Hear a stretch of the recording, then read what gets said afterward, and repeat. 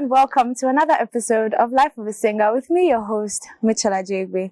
Joining me on the show today is the Queen of Jazz. Quite frankly, she is the face of jazz music here in Ghana, and you may have seen her performing at +233 Jazz Bar and Grill. You may have also seen her at the International Jazz Festival held annually. You may have also seen her performing at Piano Bar, among other places, of course.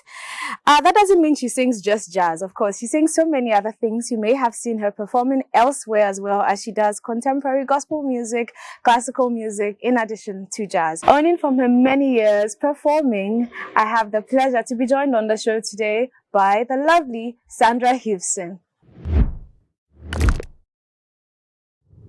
Thank you so much for coming on the show today. Thank you for having me. Thank you. All right, so you love jazz, and you've been singing jazz for the longest time. When did you start singing jazz? That is a very serious question. I think jazz has been in my home, since I was a child. So that has been like a major part of my life. So if you're talking about professionally, in 2008 in Kumasi, that's when I took it professionally. But otherwise, jazz has been there through and through. Yes. Right. When you started singing professionally, did you ever have the problem of people inviting you to programs and not paying? Saying, come for exposure, and you get good exposure and not pay you. Yeah, exposure, but you can't see it. Exactly. You get a lot of those. And the truth of the matter is we do need the exposure. Yes. But even more so, we need the money. Yes. And so, I mean, if you invite me and tell me it's for the exposure, for me, I don't think I've ever done a performance for exposure. Right. Yes. You have to put some money. I'm going to get a dress. I'm going to do makeup. I'm going to do my nails. There's so much that goes into it. I can't come and, do exposure. Yes. Yeah. So pay. Yes, exposure does not pay the bills. That one, dear, it does not. Yeah. It does not at all. So what can singers say to people to make sure that they're paid? Like how you've mentioned, you have to do your nails, you have to do... What exactly should they say to make sure that people pay them? I think that it's not really only about what they can say, but I think it's more of how you carry yourself. Exactly. You need to put a price on yourself, and you need to put a price on your art. Yes. And you have to...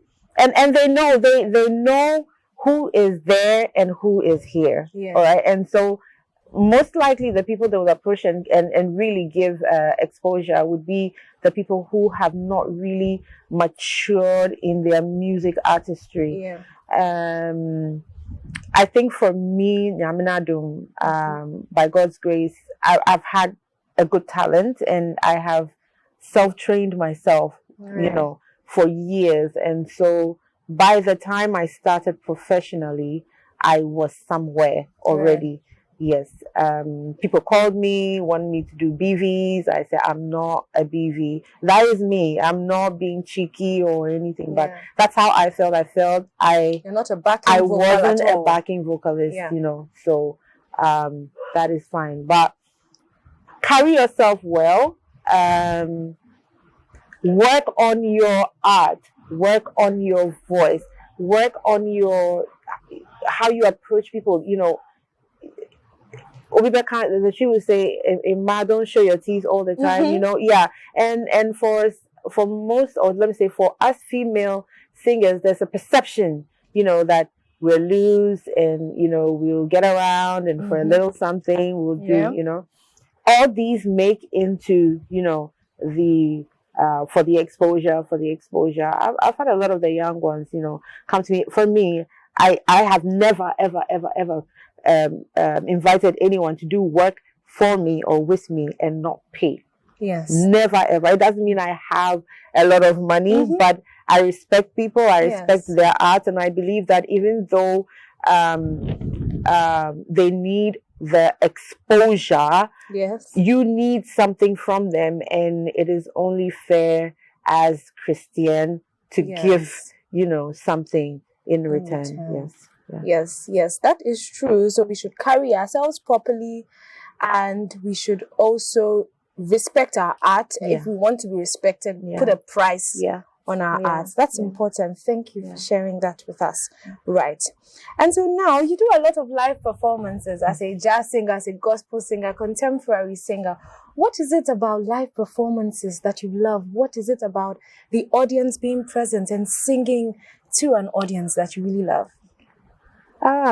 Live performance.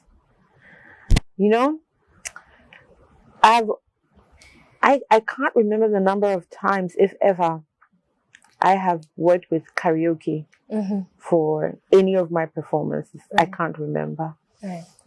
You can't beat live performance. For me, I think it's too, what's the word? I always lack vocabulary, but it's too straitjacketed, if you would put it so.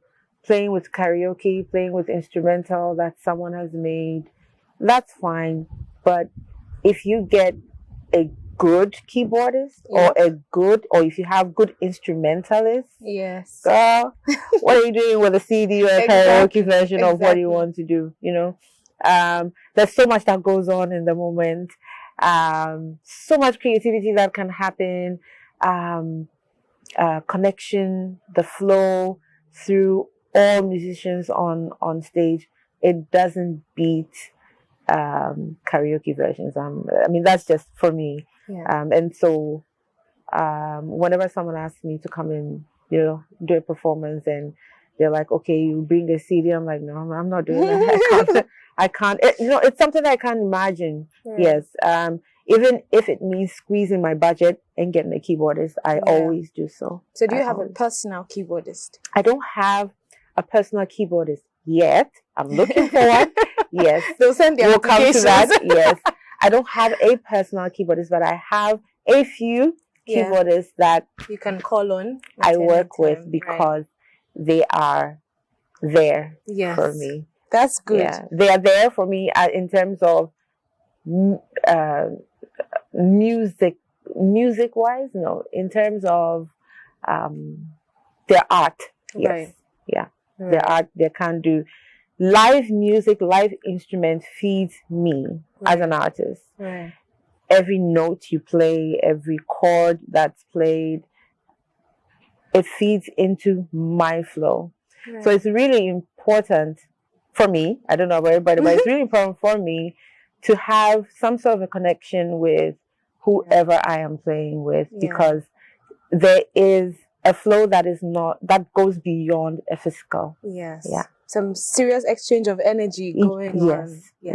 Definitely. Yes, that's true. So when you don't have an audience and you're confined to a booth in a studio and you have to record and make it seem as though it's a live performance, you now don't have that energy from the audience. You may have the energy coming from the instrumentalist, but then how best can you make how can you make the best of the studio, and really just, because they are two ends, they're very opposite. Singing to a live audience and singing to a microphone in a booth, they're very different. Yes. And so what can we singers do to make sure that the booth version or the studio version is just as good as the live performance? I mean, nothing can really beat audience and artist chemistry, but imagination sets you free. And so for me personally, be it an audience or congregation, in recent times, so now congregation or studio, what is the message of the song that you're singing? And I always tell a lot of people, there's a difference in a singer and a vocalist. What is the difference? A vocalist is a singer. But the singer is just a singer. You have a voice. Vocalists are able to interpret. They use different shades of voices to tell what they want to say. They use different techniques. They know how to manipulate what they're singing. And that is where a singer might not be able to impact or impart or touch you, but a vocalist will just make you feel and believe what they are singing. True. So those people that are able to leave some imprints in our hearts and stuff like that, they are vocalists. And now I'm considering changing the name of the show to Life of a Vocalist instead of Life of a Singer. They are vocalists. Right. And I read a little on this a few years ago. I was asked to come and do what's it called, a talk show, for lack of a better word, for a church. And I went through, and it was very good insight. Read as a singer as well, or a vocalist or a musician. It's really, really important to broaden your scope, And so, yes, if you're in the booth, vocalize, use your techniques. But most importantly, more than anything, like an actor or an actress, live what you're singing. That's the only way you're going to be believed. Yes. I will tell a story of how when I was brokenhearted at a certain point in my life, all I wanted to sing was sad songs. Of course. I wasn't interested in happy songs. My keyboardist at the time, Victor Day, was always upset. Why are you sad? You're always singing sad songs. But for me, I always felt like I would be lying to you if I told you I am happy and I'm on the moon and I'm singing happy songs. It's all a lie, Now, the other flip, the other side of it, when you overcome all that sadness and you're happy, the last thing on my mind is a sad song. But I can tap into it at any time because I know what it feels like. So you're able to tap into that emotion, right? True. And it's very similar to what the actresses and the actors do. You need to tap. It's an emotion you need to tap into. Be it anger, be it depression, be it anguish, feeling anguished, feeling sad, nervous. All these emotions, you need to have experienced it to know what it feels like to tap into it. So when there's an actress who hasn't been pregnant before, who is acting like this person, you can tell. So you can tell. But when they've been pregnant and have given birth before, you will see the level. They can. I mean, some is a little exaggerated, but for the most part, when you've been through, it will just come naturally. And so I think that back to the point of studio recordings, imagination sets you free. Use your voice, use your technique, believe what you're singing. If you're singing about God, believe and be true to what you're singing is the only way that you wouldn't be able to tell the difference between a live performance and a studio one. And that is why some people's recordings, when I say recordings, like be it CD or songs, audio songs, are able to touch you because it's coming from a true place. Yes. Wow, amazing. Thank you for sharing that. Plenty years of experience, of course. Many years, I can tell. So thank you for sharing all of that. I'm sure that's so mind-boggling for my audience. So we'll give you guys a break and we'll be right back. Stay with us. Thank you for sticking with us. And if you just joined us, I have been talking to Sandra Huson. We have been talking about how exposure alone does not pay the bills, how you need to pay singers and musicians. We have also spoken about how emotions are important and how you need to tap into certain emotions to be able to be a better vocalist and not just a singer, a better vocalist. Okay, so we'll go on with our conversation now. All right. Thank you once again for coming on the show. And I will proceed to ask you some very personal questions, funny questions too, because for most singers, we're not able to rehearse in our homes. For some reason, our family members just don't like the sound of our vocalizing or our voices generally. I don't know if you have the same issue with your husband and children. I don't know if you have the same issue. Are you able to rehearse at home? Yeah, I do very well. I mean, so now I am also known as Mrs. Kelly. Right. But otherwise, stage name, I'm Sandra Huson. So, and I have a young one who's almost 2 years, so 20 months now. I have to put him to bed, or Dada, the hubby, to take care of him so I can handle whatever I need to do vocally. But yes, I have time. By the grace of God, my family loves my voice. Good for you. I don't know about people who struggle with family members not loving their voices. Right. But yes, they love my voice. My daughter sings. My husband has some voice. Yeah. I mean, it's okay. I have time to rehearse. I make time to rehearse when need be. Yes, I do. Right. I do. So are you rehearsing only when you have performances, or are you constantly rehearsing? How many times a week? How many hours? You want the truth or the fabricated story too? Whichever one you're comfortable sharing. It's about your life anyway. You should rehearse every day. Okay? Serious instrumentalists will tell you they rehearse, they wake up early in the morning, rehearse like 4 to 6 hours, maybe 2 to 4 hours or 6 hours. But I know some people who rehearse like lengthy time. Right. You should make time to rehearse. In recent times, no, I have not had the time to rehearse, although because I am doing frequent performances, my voice is in frequent, warm-ups and vocal techniques and all of that. Right. And so I think that for me, that's what helps me to push the boundaries. Yeah. Yes. Practicing or working on your vocals, for me, I use songs to work on my vocals. Right.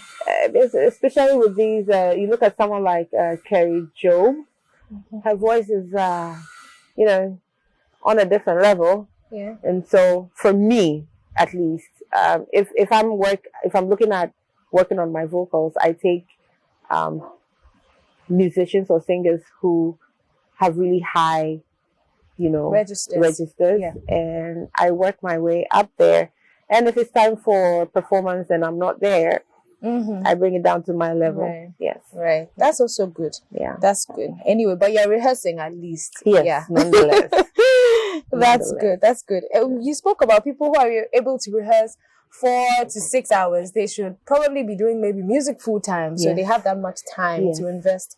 And this is mostly with the men, though. Right. Yes. Right. I It's see. mostly with the men. I see. Of late, we have seen you doing a lot of gospel as opposed to jazz. Are you gradually tilting towards the gospel line? What's happening? No, gradually. I have You gone have? gospel. I have not officially come out to do that or come out as a gospel brand yet, but I'm working on that. Yeah. That's good. Of late, when people use the words "come out," we think of so many other things. But you're coming out as a gospel singer. I'm coming out as a gospel singer. That's good to know. That's very good to know. Anyways, for us to end it all, I want to ask you, because I know you compose your own music, whether all of the different genres that you sing, whether it influences the kind of music that you compose. I think it is what is in me that influences the kind of music that I compose. Right.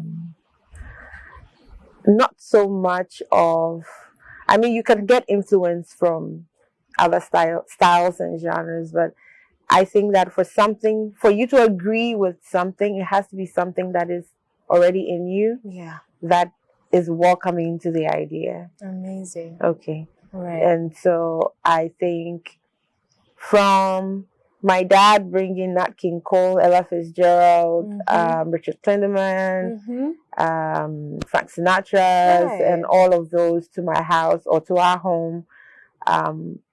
As at 4, 5, 6 years old, I was singing all these songs, not knowing exactly where it was taking me or what I was doing, but I was singing them. I mean, I could put them on, let the music fill the whole house, and I'm just going about my own business until it's done. Even though he said don't touch the system, but I think everything that you experience, every emotion, every experience, good or bad, influences the kind of music, and I'm talking about musicianship, the kind of music that you welcome to being part of you. And that is true. That is true. So we're looking forward to listening to some of your music. Hopefully we can listen to some of them here on the show. Maybe one of them. Yes, I have one, Believing Seen. It was written by Papa, what's his stage name now? I can't remember. Forgive me. But yes, it was written. Then he was called Papa. I forget his stage name right now. He's not in Ghana right now, but yes, I have one. It's called Believing Seen, and you can listen to that. Right. So at the end of the show, we would get to listen to one of Sandra's original compositions. Please don't go anywhere. I'm asking her the final question. Don't go anywhere. Okay. So finally, I want to find out what legacy you would like to leave on Ghanaian music. You're right. The legacy. What do you want to be remembered for? What do you want to be known for many years to come?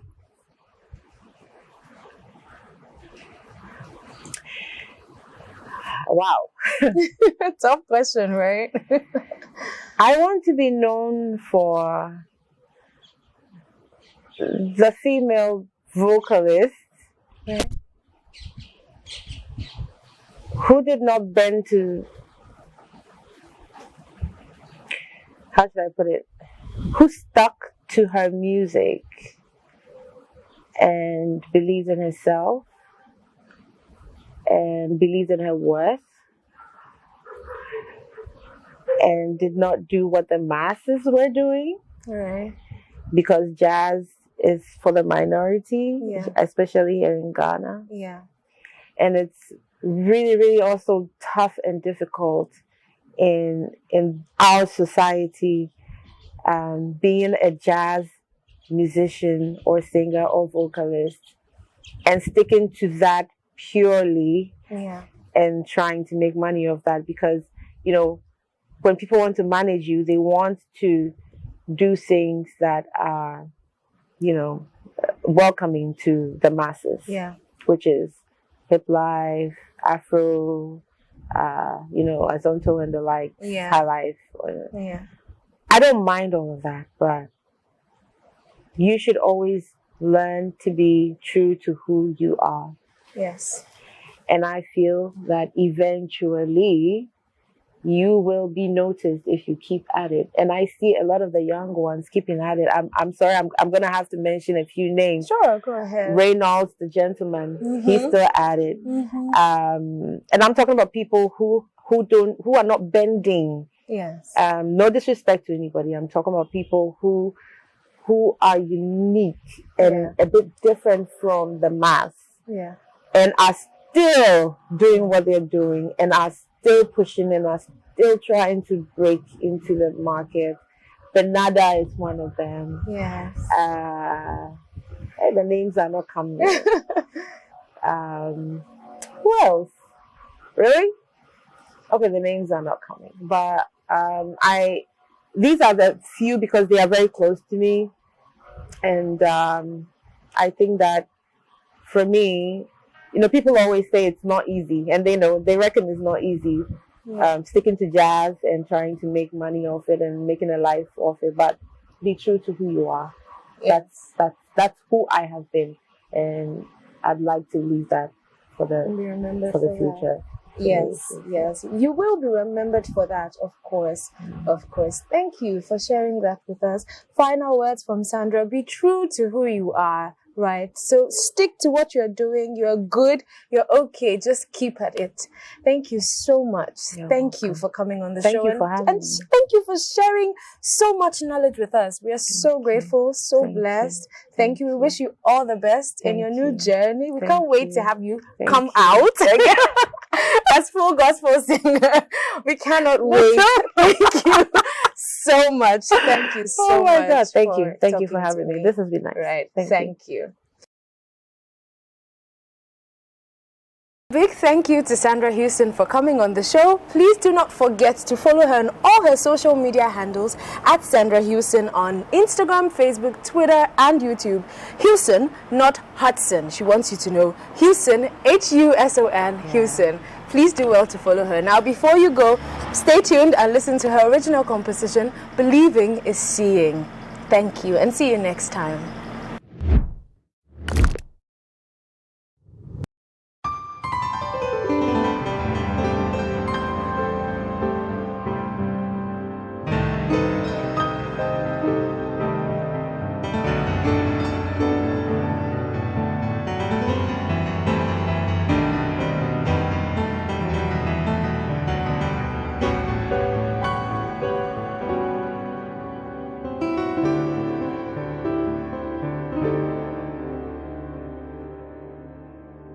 Can you please explain how you don't believe that there's a mastermind behind you and me? Can't you see the stars? Can't you see the sea? Can't you hear the birds singing on that tree? Can't you see the sun? Now tell me who put it there? Chemistry, biology, yes, they call them science. But what we don't